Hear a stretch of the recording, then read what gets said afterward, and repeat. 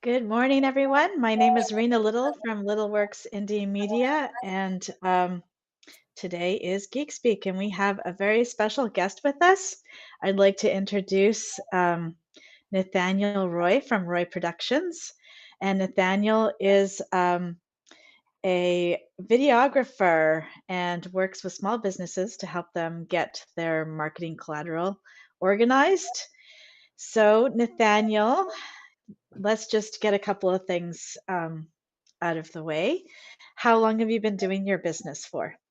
I've been in the business for about 8 years, and I've been Roy Productions for about three. Awesome. That's great. And in that time, I feel like I want to ask you something and you probably don't have an answer, but how many minutes of video have you done in all those years? Oh Guessing. my god, at least well over a million, definitely more. I mean, I Wow. have my hard. I don't really delete anything, so I think I Yes, have yes, about yes. 35 terabytes worth of stuff. Yeah, that's a lot. That's a lot of video. All right. Yes, Okay. it is. So today's topic is how to utilize video in your marketing mix. And we started this conversation last month where we talked about distribution. And we will probably cover a little bit of that. And I'll link that video in the comments below after we're done. But today we want to talk about if you're a small business, what should you expect? How do you approach it? And then what do you do once you have the video organized? So there are there are a number of ways of working, but the two main ways that people start out with video generally is doing an explainer video um, and doing video for social. Oh, and I guess the third way is also testimonial videos. Is that about right? Yeah, although I would consider that even like that could be included with the social or your explainer video. Okay. Okay.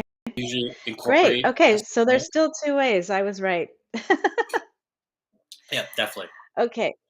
All right, so let's talk about the differences because there are some pretty significant differences when you're working with video for an explainer video and a video for social.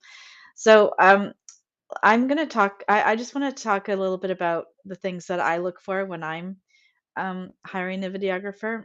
Um, and then we can go through the process of how you work with people and how so that people know when they talk to their videographers what kind of questions to bring and all that sort of stuff. So you have a company, you have no idea how to get started. You know you want that video on the um, on the homepage of your website, and you know you want to get your message out, and then you want to be able to use that video probably on YouTube and maybe a couple other places. So, what does that video look like? How long should it be? What kind of content should you put in it? What should people, let's get the conversation started. I have so many questions on this topic for you. Yeah. Okay. So if you were asking me, I want a branding video and I want it on my website. This is going to be the first real introduction to Rena Little that my prospective clients are going to see. Okay. So usually I ask people, we have to make sure they understand what you do. It has to be very, very Yeah, clear. So, yeah, this isn't an ad. This isn't a Nike commercial or a milk commercial. Like just do it. Like what does that mean? Right? We like yeah, sometimes you have to explain to people what it is you do in a very clear way and why does it matter, right. right? So Okay. so with a branding video, an explainer video, there'll always be an interview portion with the business owner, but then I also include interviews with customers because not only do I want to explain what you do, I want to explain the impact of what it is you do to your prospective clients, and who better to do that than clients themselves, right? So I always use client testimonials within explainer videos. Okay, good. Okay, that sounds really great. So, if I come to you as a business owner, um, do I need to have a script or an idea really fleshed out, or how do you help, or how do So videographers actually approach this? So it depends on the package, of course, right? So Hmm. so for like a social media piece, a little short social media piece, you have to know what you want to get at. You have to know what you're Right. going to use it Let's for. Um, let's do it in where if two you're doing bits. a Let's do it branding in two bits. video Let's with that budget, Yeah. with a branding video with that budget, we go through a process of pre-production, multiple fake interviews before we even shoot the real one. We do Okay. uh, we do planning together. We look at other pieces together and see what um, what will work best for you. And if possible, if you have a team with you, so if you have a website designer, if a social media person, I like to bring them in on the Oh, conversation so that we can really customize the material to make sure it hits your marketing points. So great. I always ask people, "Who's your team? I want to meet them." Yeah, I actually never really thought about that. I don't really think I'm just thinking about some of the more memorable explainer videos. And I do recall customers, and I do recall sort of B-roll of having people in the room, going through the motions of whatever it is that the business does. But I don't recall anyone ever having their team on. I have to look for that. That's actually a good point. And that would actually make it quite interesting, I would think. Okay, Oh yeah. so we've sat down, we've had our prelim interview, and you've got a lot of information from me. We've done some mock um, interview questions. How do I read from a screen? Am I going to have to just ad lib it when you ask me the So that is questions, or how entirely up does to the that work? client. So this is Hmm. up to the client. So if they need a script, and we'll put that in the budget for the project at the beginning. Be like, I need a script. I need someone to write lines for me. And if we have to, we'll get a teleprompter. So Okay. if you want a script writer, this is all done at the beginning of the process. So we Okay. before we even shoot or done any of this work, we're tallying like what we need in a budget. And if that means a script writer, Right. we'll get a script writer. If you Mm-hmm. don't need a script writer, but you want a teleprompter just to keep some bullet points, because some people are like that. Mm-hmm. They can't memorize, but they can riff fairly well. Yeah. So as long as they're told the Yeah. subject matter, that's included. So we Yeah. can include that easily. And occasionally get people who can memorize and do it well and stuff like that. That's very rare. So, Yeah. or most of the time, if it's just it'll just be like an interview like this. So Yeah. Yeah. I'll have scripts and I'll have notes for me, but I like to keep the subject as free as possible. Yeah. And We just go when you through. asked, Hmm? sorry, I didn't mean to interrupt you. I think there's a little bit of a No. delay. I'm sorry about that. Okay, so we've got Greg in the room. Let's just take a moment. So I try to be involved with everything going on with my clients. That's true. So, and yeah, so Greg was saying earlier that it's smart to bring everyone in.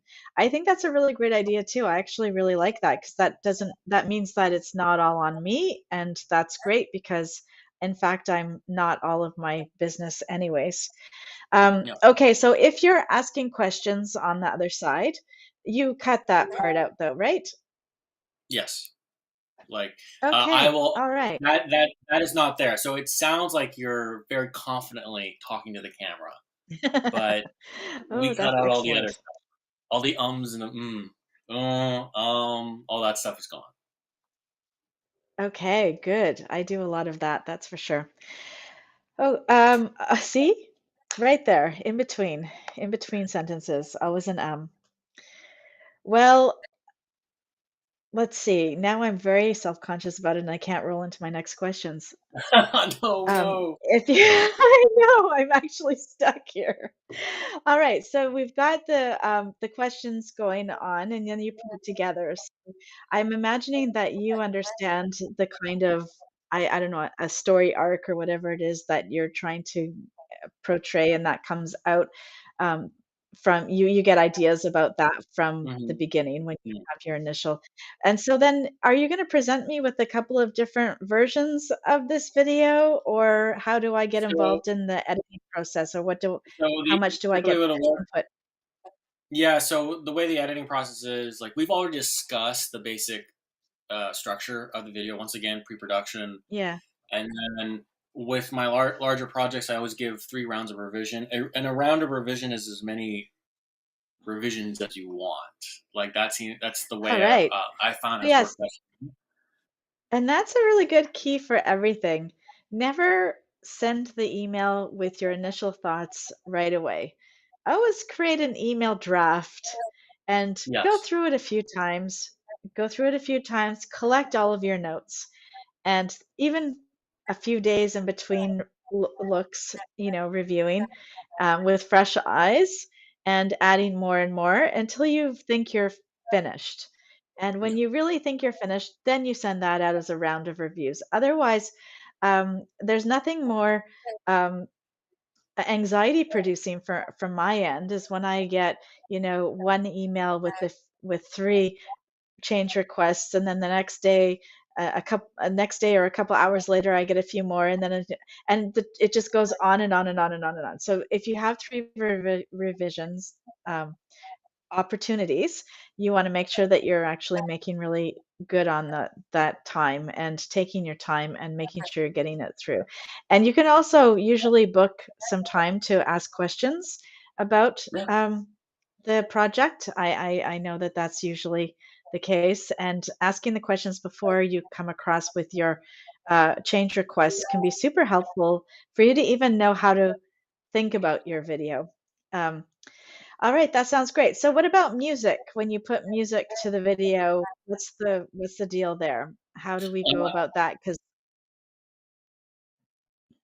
I get royalty-free music from several sites, um, and before I even start editing, I will get possible music selection from the client. So I give them the sites, and I say to them, "Give me 3 to 5 tracks of music that you like."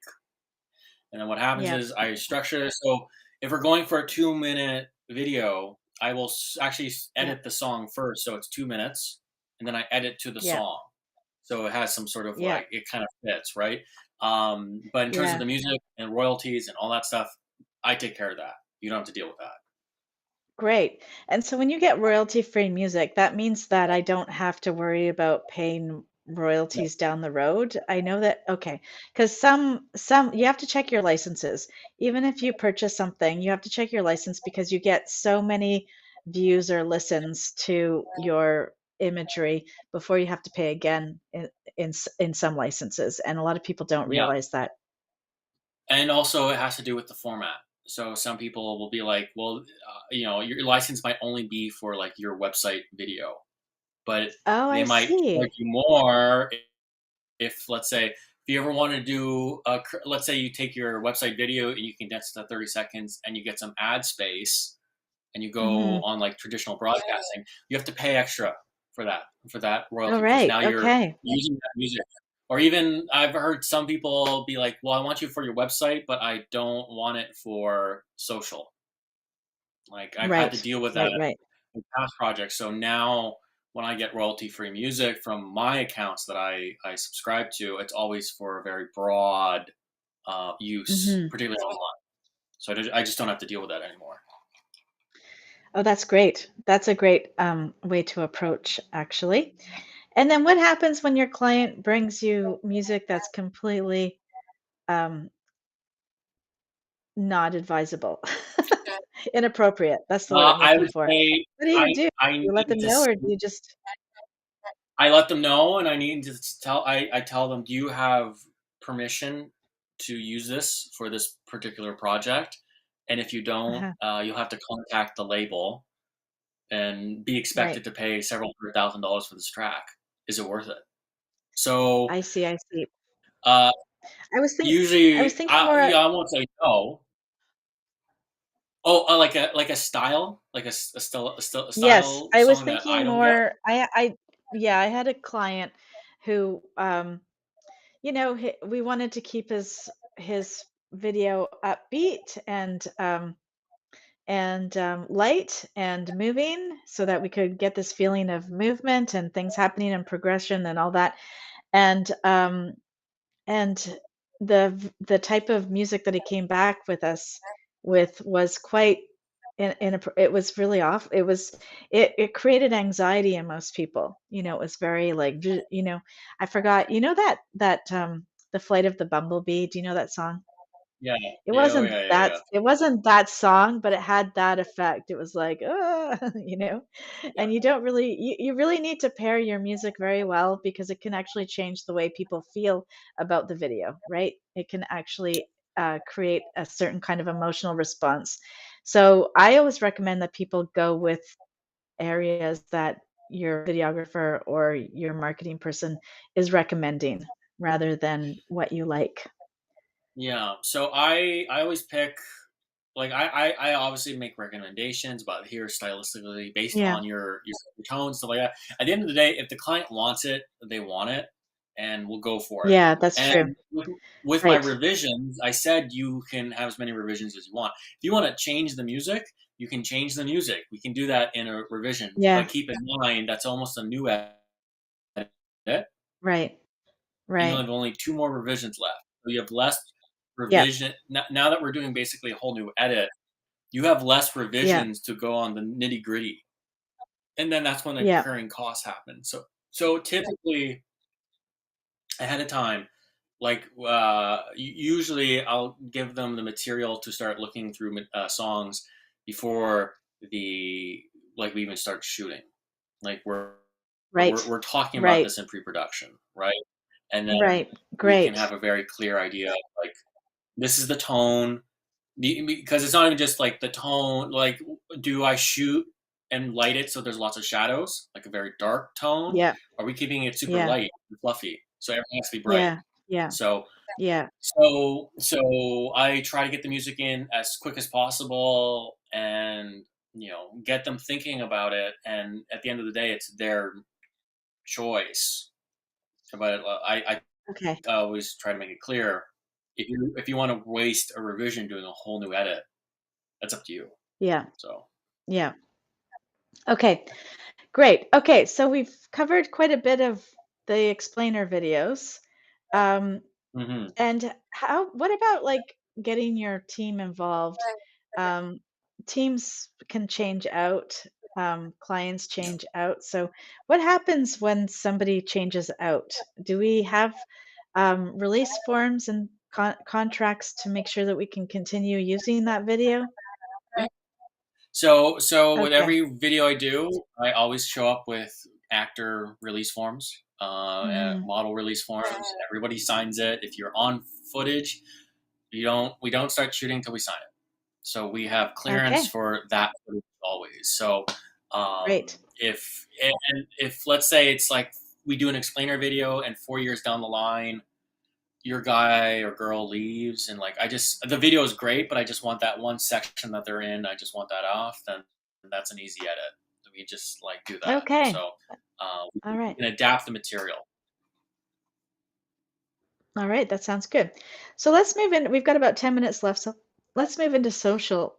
Social's a very different beast as far as I'm concerned. It doesn't necessarily even need to be really messagey always. It can just be B-roll that you put text on. So what do you usually do for clients in your social media packages? Typically a lot of it is like kind of explainer stuff, how they do certain things. They'll actually do little bios of their staff, right? Like Hmm. it's because it's very inexpensive. It's social is very much a disposable pen, right? So if the staff Yeah. moves on, haven't spent all this money lighting an Hmm. interview for them, stuff like that. Sometimes we'll do material that it's just like, for example, like a window washer just wanted an ultra slow mo of a window being cleaned, and it went from clean to clean, and it looked great, and just stuff like Yeah. that. So it's more often than not some form of explainer video. Number one choice for a Hmm. lot of social stuff. Hmm. And then the second one would be little mini bios or subjects. And then the third one is just like random material that they think Hmm. would look good and just show off their business a bit. But yeah, so those would be Okay. the big. And so I guess if you're doing it sounds to me like your approach to social is to create these little videos that you could actually reuse. over Yeah, again. so You don't, I mean so that's they're not kind of just one-offs. yeah. It's my approach to material with my clients is always like we can reuse this. This is not, Mhm. this isn't a one and done kind of thing. Even with the larger branding packages, we could spend all this money and get a bunch of really great looking footage. Why don't we just use that for socials too? Right? Or we take Mhm. a bunch of Yeah. social shorts and combine them into a larger piece, right? So for So most of my material, I like to recycle. so it's really quite efficient to do all your filming at once. So if you wanted to do an explainer now and you thought you'd do your social in 3 months, maybe it's cheaper and easier and better to do it all at once rather than to spread it out. Would you say It's that's accurate? absolutely, and especially if Yeah. your work is cyclical. So to give you an example, Mhm. I'm working with an accountant. They have yearly deadlines for their clients, and Yeah. so we're doing a big explainer video, but we're also going to do a bunch. We're going to shoot at the same time a bunch of shorts. So she's going to have Yeah. shorts for tax time. She's going to have shorts for RSPs and all that kind of due dates for her clients, and then she can send Oh, that yeah. material out. So, Yeah. So Greg has a great question, and I think this is the question on every business owner's mind. What is the best option for video if you don't want to be on camera? Thanks, so Greg. if you don't want to be on camera at all, so if you don't want to be interviewed, then we still show you, but in a B-roll setting. So maybe like it's you having Okay. an office meeting, and then we would hire a Okay. voiceover if we needed a voiceover to fill in the gaps, and that is totally doable. It can be part of my branding packages, my explainer video packages. So that's what I would say to that person. Are you comfortable just being in a fake meeting and me shooting it? Is that okay? What If what they are, about if you were to if they, be oh no, what about sorry. if you were to be in the fake meeting and you could do the voiceover yourself? Or you know how you do the questions, you ask the people the questions, can they not answer it and then we use that voice as a Yeah, voiceover? yeah. However they Okay. want it. So we could either get them to just not be seen talking, use the Yeah. voiceover. If they are And not, I've never had that actually. Usually when people are not comfortable if being interviewed, it's also their voice. They don't like the sound of their yeah. voice. Yeah. Um, so I will just, it's easier on my end just to hire a professional voiceover actor, Mhm. actress, whatever. There's lots of resources out there for high quality work at a reasonable price, and then so we'll do that way. If they don't want to be on camera at all, then I would say so. I did this video for a financial firm, and they did not want to be on camera. So what we did is we used a lot of their marketing material and animated it. So it's like the Right. brochures that they would typically Yeah. send out to their clients, and we just animated it and gave it this 3D photo effect, and still had a voiceover, and still had all. So what we did was we made sure that the clients, from a video perspective, still saw the firm on some level that they could Right. connect to, Right. because Right. the whole point of being on video is to connect to your client. So if you're not going to be on it ever, then we have to find something else that they connect to and show it in the video.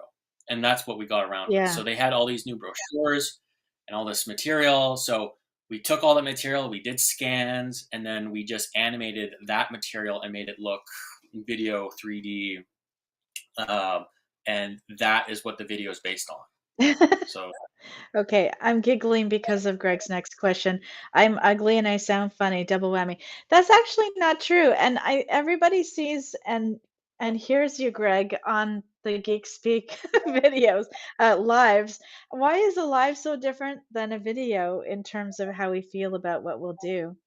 Um, I hate myself on camera and I do it almost every week. I think it's because like it's such a weird format. Like with live, you're still Yeah. I'm having a conversation with you. And Hmm. it's broadcast. It's still a conversation where when you're being interviewed, it's weird. Like you got lights hitting you, Yeah. you got your sound stuff. Yeah. You're dressed up usually. Like there's a level Yeah. of show that most people are not Yeah. comfortable. uh, So these that days, living in Vancouver, a lot of people actually have acting lessons. I'm not joking. Like, there's a lot oh, of yeah, people who yeah, have some sort yeah, of acting training, and actually, it yeah. really helps a lot. Yeah, I'd like to do some voice coaching, I think, is what I'd like to do, and, get a setup, a better, mic and, lighting set up because I move around to different locations, so I don't always have, control over what I've got in front of me. Okay, so the other thing that brings me to a real kind of, something that I always think about. What about hair and makeup? What do we do for that? Do you bring someone in? Do I go to the the Mac cosmetic counter and get my So own if stuff done, or what? if you once again in pre-production, if you insist on having a hair and makeup person, your team wants you to have a hair and makeup person, we'll put that in the budget, and she'll be on set. So Okay, it's okay. once again, this all has to be described and explained in our multiple pre-production meetings, and just Mhm. we have to set up the expectations that I am going to want a hair and makeup person. So Okay. just know that ahead of time that you are going to want this person. Okay. So I just want to spend the next couple of minutes talking about distribution in some broad, overreaching strokes because we had this conversation. I think I had it. I forgot who was on the other video with me. I think it was Phelan. Anyways, one of the things that we discussed is putting all of your budget into content creation and no budget into distribution. And that's a big problem. I see this done every time. People get fixated on always creating more and more content, and Instagram tells you create more and more content, more and more content. But if it's not getting in front of anybody, what you want to do is exhaust that content. So you want to send that content out into and get in front of as many people as possible of your target market. And to do that, you need ad spend. So you should be spending, in my mind, 50-50. Put a lot of weight at least onto the distribution. And sometimes I've even spent way more money on distribution than I have on the video production itself. I did this cute little 15-second short animated video for a Medi Spa once. We ran that sucker for 6 months um, on Google Ads, YouTube ads, and we ran it in Facebook for 6 months before it stopped dropping in the click through rate. It's amazing how long you can push really good content when it's good content. So make sure that you've got a budget to push your video content that you are putting a lot of money and effort and time into creating, especially if you're hiring a really good videographer. Get that out into the world. That's what I have to say about that. And we did a 100%. whole half hour on what that means, which channels, how to optimize, how to, what channels you should be running ads on, and what that all means. So I will link that. I know I always say I'm going to put a link in the comments and then I forget, but I think this one I'm going to remember. and Yeah. make sure that the distribution is huge. Okay. Any I last had final I had a thoughts? meeting with the client. Sorry. I was just gonna say, Yeah, yeah, go have ahead. a plan. Most important thing. I had a meeting with the client, and they're like, "I want the branding package. I want the." And I asked her like, "What are you going to use this for? How are you going to use this? Because I promise you, you're going to spend. A, where did that go? Whereas if you talk to Yeah. someone like yourself, if you talk to some sort of social media marketing team, you can really use this Yes. material. And I, Yes. you know, I hate to say it, but I'm at the bottom of the list in terms of who you should be talking to first. I really It's am. true. And Photographers, I know everybody videographers. hears, yeah, everybody hears you Yeah, need I am video, you not the need person you video. should So be they talking run about out and marketing get first. video. Yeah. And they Yeah. don't know what to do with the So videos. And they, what I'd say, yeah. if you're in a position where I have to market, calm down. Like don't freak Yeah. out. Talk to Yes. Arena Little. Talk to a Thank you. Pip. Like talk to people who understand marketing, and then Yes. I Yes. mean like Yes. But it is very good to have and then video in we your can mix. yeah, and then talk Yeah. to a production company. Yes. So I Or always have tell your people marketing first company thing, yeah, talk. yeah, Mhm. yeah, talk to a So it's marketing generally company, my then talk to a job. production. Yeah. Yeah, it's generally marketers' job to find and connect you with a good videographer that they've worked with before. They understand and Yeah. communicate very well with each other, and you'll get a much better result than if you go and do it all by yourself. So we've just come up to 11:30. If you're watching this from whatever platform you're on right now, we're live. You can come back next week and join us for our next session, which is in the world of marketing, where we have a wrap up. It'll be Pip, Phelan, Greg, and me. We will have a wrap up for the month marketing next week. And if you want to find us where we actually live, we are in the Facebook group Cyberpunk Geek Marketing Mixer. Yay, I got it right. I know I did. And you can join us there, and where we're always talking about marketing and information that comes up. So thank you so much for joining us, Nathaniel. I really appreciate having you on the show, Nathaniel Roy from Roy Productions. And that is everything for this week. Have a great week, guys. Have a good one. Bye.